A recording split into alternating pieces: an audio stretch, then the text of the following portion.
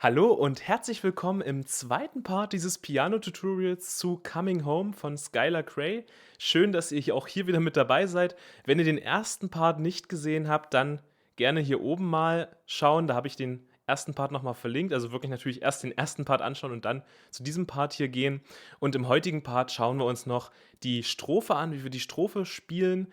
Das Ganze ist auf der rechten Hand natürlich dann entsprechend ein bisschen anders. Die linke Hand spielt genau die gleichen Akkorde, also es ist wirklich nicht so schwer. Ähm, Dementsprechend kriegt ihr das auf jeden Fall hin. Wie immer, schreibt mir gerne in die Kommentare, wie ihr das Video fandet und was ich besser machen kann oder was ihr euch für die Zukunft wünschen würdet. Wenn ihr noch nicht Abonnent dieses Kanals seid, dann gerne auch ein Abo dalassen, dann kriegt ihr regelmäßigen, schönen Content hier zum Thema Klavierspielen und mehr auch solcher Song-Tutorials gleich zum selber nachspielen. Das war es erstmal hier mit der Einleitung. Ich wünsche euch viel Spaß und wir starten rein in den zweiten Part dieses Tutorials. Ja, dann würde ich sagen, wir schauen uns hier im Part 2 mal noch die Strophe an von Coming Home. Also ich werde dir jetzt erstmal die Strophe vorspielen und dann schauen wir uns wieder wie gehabt die linke und die rechte Hand an. Ja, ich würde sagen, dann starte ich mal direkt. Also, ja, wir fangen hier an.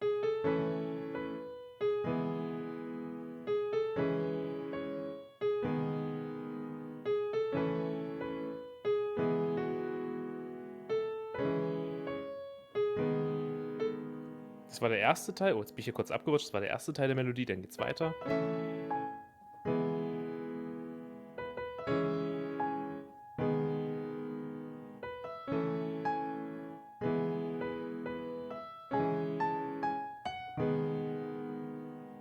Und das war's schon. Und dann kommt hier wieder der Refrain, ja?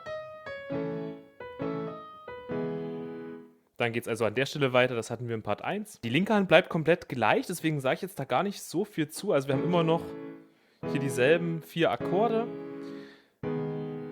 Wir können die linke Hand noch in einem anderen Rhythmus spielen, das zeige ich dir dann aber zum Ende des Videos. Jetzt erstmal hier die einfache Version, ne? Und in der einfachen Version schlagen wir es immer nur einmal an. Genauso wie in Part 1. Ja, also im Refrain, ist auch hier in der Strophe.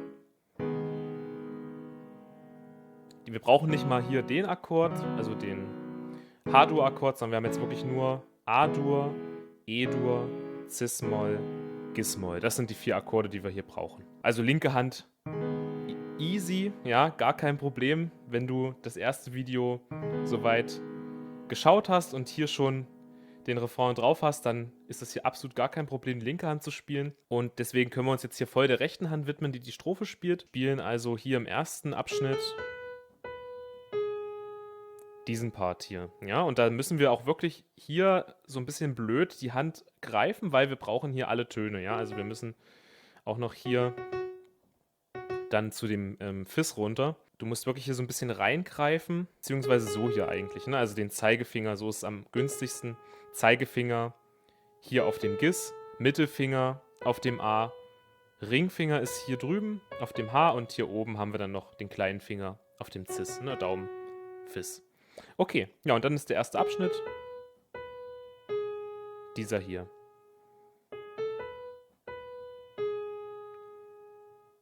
Gucken, dass du wirklich immer nur eine Taste hier anschlägst, ist ein bisschen blöd, wenn man hier so dazwischen sitzt, ja, also wenn man hier so zwischen den Tasten ist. Aber es geht in dem Fall hier nicht anders, ist die günstigste Variante.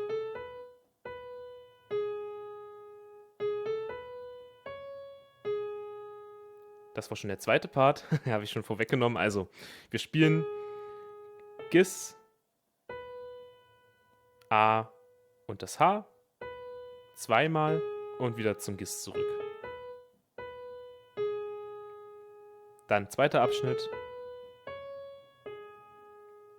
Wir schlagen das an, hier das Gis, A, H, Cis, Gis.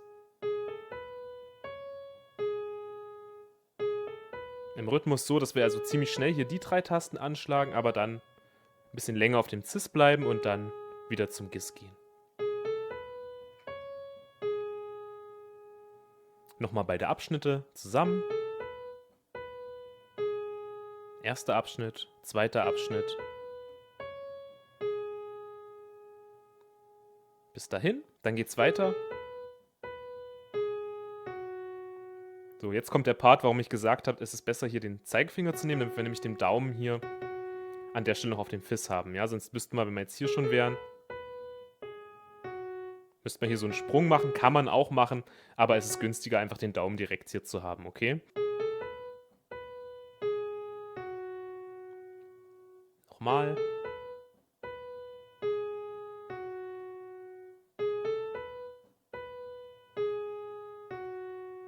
Und der nächste Abschnitt.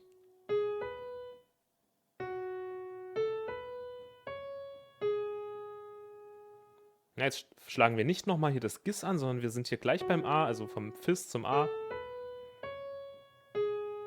Und enden aber hier wieder auf dem Gis.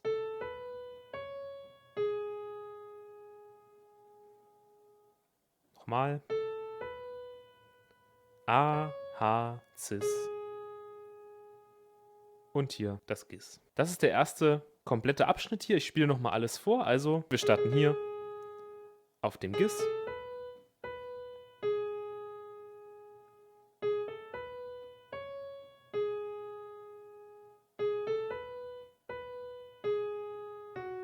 Fis und dann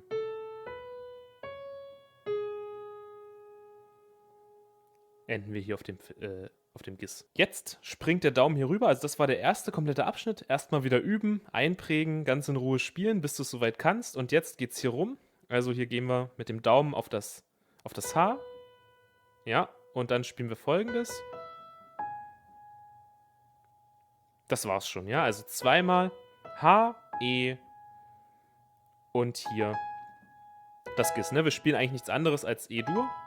Ja, das ist E-Dur. In der zweiten Umkehrung, aber jetzt halt versetzt gespielt, ne?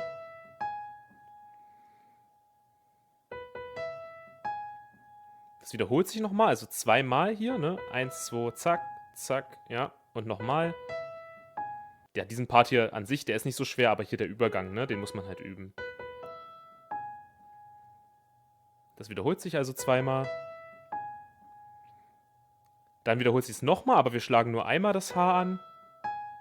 Und bleiben ein bisschen länger hier auf dem E liegen. Ja, also hier auch schön auf den Rhythmus achten. Ne, also nochmal. Einmal. Nochmal. Und jetzt nur einmal. Bleiben ein bisschen länger liegen. Zack, gehen hier hoch. Und dann ist das hier der letzte Abschnitt. Ja, und das ist es schon. Dann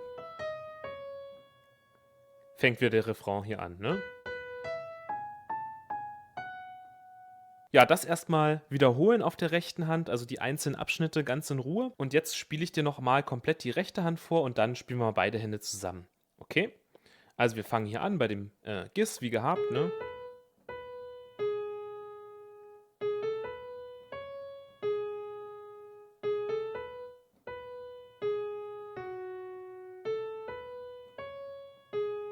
Jetzt kommt der Sprung hier runter mit dem Daumen. Das wiederholt sich zweimal. Auch hier die Pausen beachten, ja?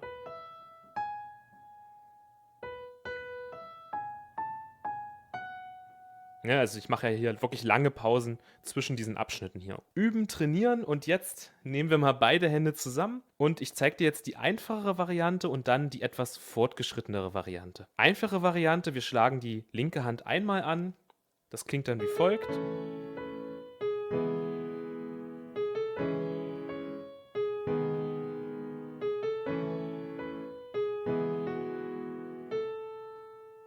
Ja, jetzt hier. Selbes Prinzip wie beim Refrain, was ich dir schon im letzten Video gezeigt habe. Jetzt ist es nicht immer gleich versetzt, ne? Also im Refrain war es ja immer ein bisschen versetzt, also die linke Hand immer nach der rechten Hand. Hier ist es teilweise ein bisschen anders, ne? Da musst du einfach auf den Rhythmus achten. Und zwar, wenn wir jetzt hier das erste Mal das H anschlagen, schlägt auch gleichzeitig die linke Hand mit A-Dur an, ja? Aber dann ist es wieder versetzt an der Stelle, ne?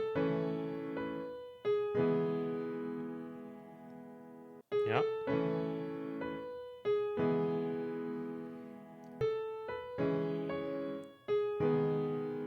Zweiter Abschnitt genauso. Entschuldige. Auch erstes Mal zusammen. Und dann wieder versetzt. Also, ja, wenn man hier immer wenn wir hier auf dem H landen, ne, im Prinzip, spielt es zusammen und dann versetzt. Nochmal beide Abschnitte zusammen.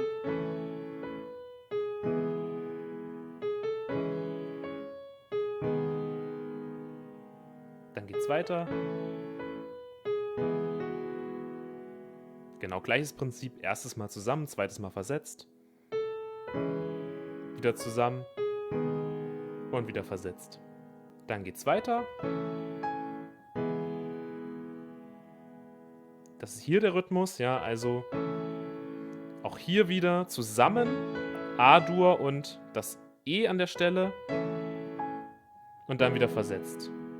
Ja.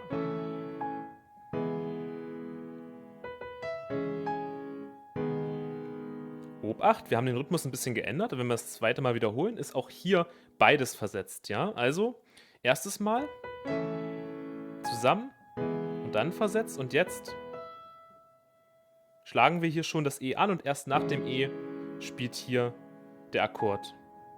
Rechte Hand alleine und dann linke Hand. Okay?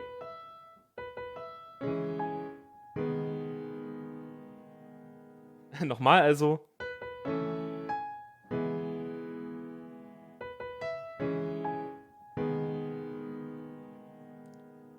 Bis dahin, dann geht's weiter. Auch wieder versetzt beides und dann der letzte Abschnitt. Hier schlagen wir dann Cis-Moll und Gis hier zusammen an, ja? Und hier wieder versetzt.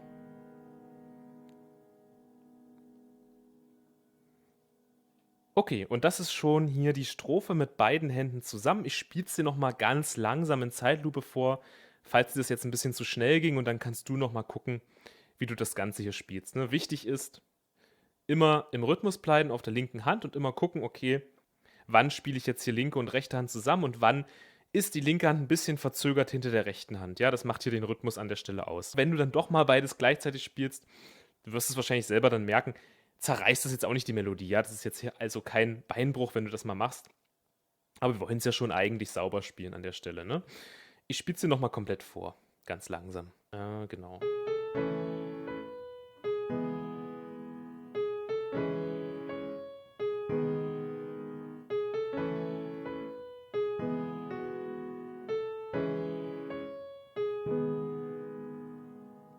Das war der erste Teil, jetzt geht's weiter.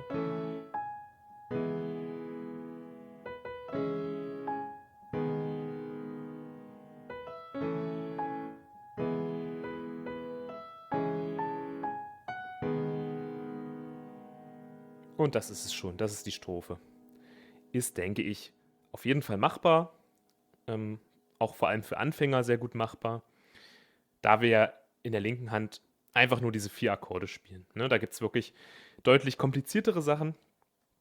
Aber das ist natürlich auch die einfachste Variante hier dieses Stückes. Ne? Man kann es natürlich noch viel, viel umfangreicher spielen. Und ich zeige dir jetzt mal noch eine kleine Variation. Übrigens, achso, Haltepedal, ja, genauso wie im ersten Part. Ne? Immer wenn wir hier den Akkord wechseln auf der linken Hand, gehe ich immer vom Haltepedal runter wieder drauf, damit das Ganze nicht so verschwimmt. Okay, meine Variation ist folgende. Ich spiele es dir mal vor, auch mit Haltepedal.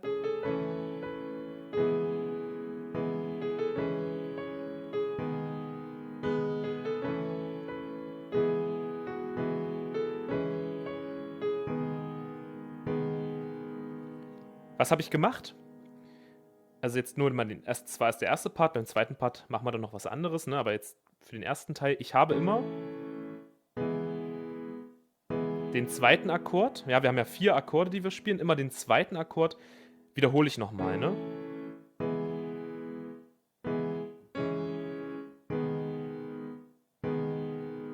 Das ist also hier das Muster. Ja, immer erster Akkord einmal und dann in der Pause, also wir warten nicht die Pause ab, sondern wir schlagen den nochmal an. Und dann der dritte Akkord wieder einzeln und der vierte zweimal. Das ist das Muster. Okay, mal beide zusammen.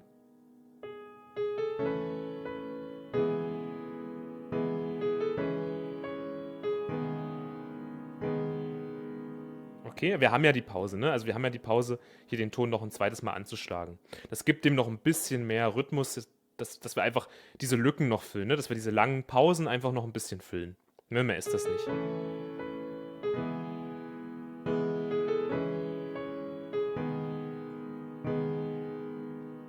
Ja.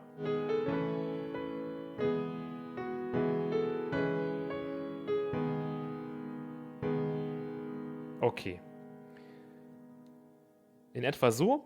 Gerne selber mal probieren, ja. Ist natürlich jetzt etwas kniffliger, aber es lohnt sich. Es klingt natürlich auch sehr, sehr schön. Und dann für die zweite Hälfte hier der Strophe spiele ich das dann wie folgt.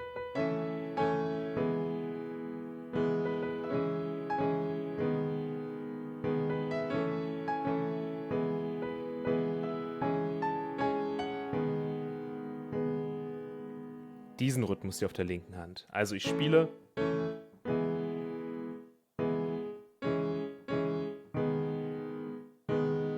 jetzt alle Akkorde zweimal. Also wir schlagen zweimal den Akkord an, also jetzt jeden Akkord, nicht nur jeden zweiten. Und wir schlagen dann aber immer versetzt, also schneller an. Ne? Also erst. Also in der Geschwindigkeit, erster Akkord schneller nacheinander. Zweiter Akkord bleibt ein bisschen länger liegen und dann nochmal und dann wieder dritter Akkord schneller und dann wieder ein bisschen länger. Das ist der Rhythmus.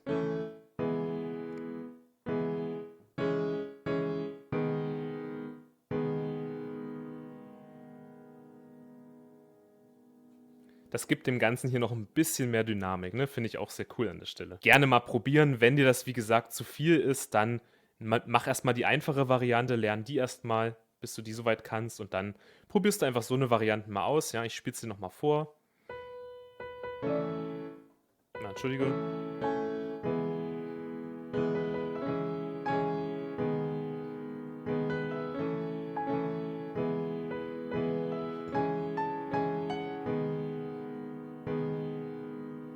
Okay. Ja, und dann würde es eigentlich direkt hier schon übergehen, ja?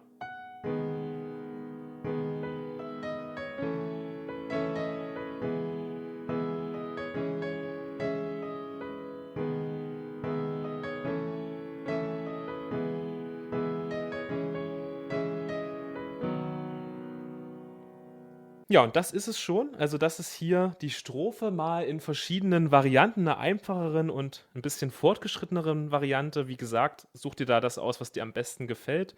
Und, ansonsten, was kann man noch zu dem Stück abschließend sagen? Man kann natürlich auch das Ganze, wenn man möchte, als Variation auch noch in verschiedenen Tonhöhen hier spielen. Also, wir können natürlich ja, wir haben ja jetzt die ganze Zeit hier oben gespielt. Wir können natürlich als Variation auch noch hier runter gehen, ja? Das geht auch. Klingt auch sehr schön. Hier, genau.